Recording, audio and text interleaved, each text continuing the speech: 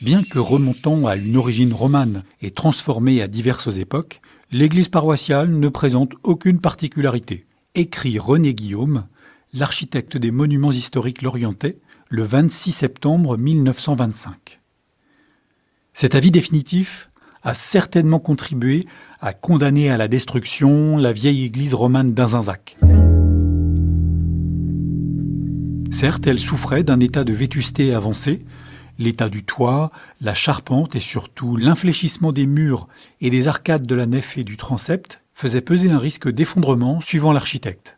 Ces graves désordres seraient la conséquence du glissement naturel du sol et le redressement des murs aurait exigé la reprise totale de la maçonnerie. L'église Saint-Pierre d'Azinzac se trouvait à l'intérieur d'un enclos muré, délimitant l'ancien cimetière paroissial. Si elle existait encore, elle occuperait le centre de la place de la mairie actuelle, l'église moderne ayant été nettement reculée par rapport à l'ancienne, pour dégager la nouvelle place du bourg.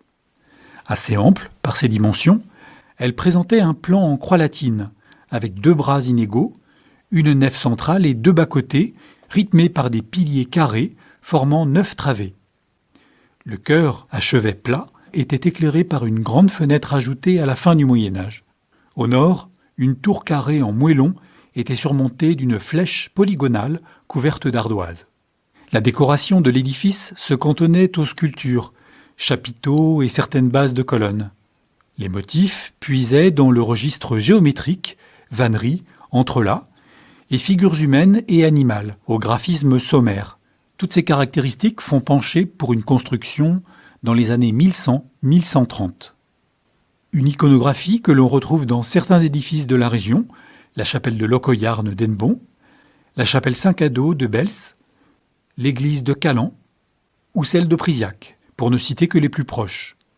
Avec d'autres sites, ils forment une famille d'églises romanes qui synthétisent, de manière très originale, des héritages artistiques variés, ligériens, normands et bretons. La restauration de l'église d'Azinzac fut jugée très onéreuse. Aussi, le conseil municipal suivit le diagnostic de l'architecte des monuments historiques et la destruction ne se fit pas attendre.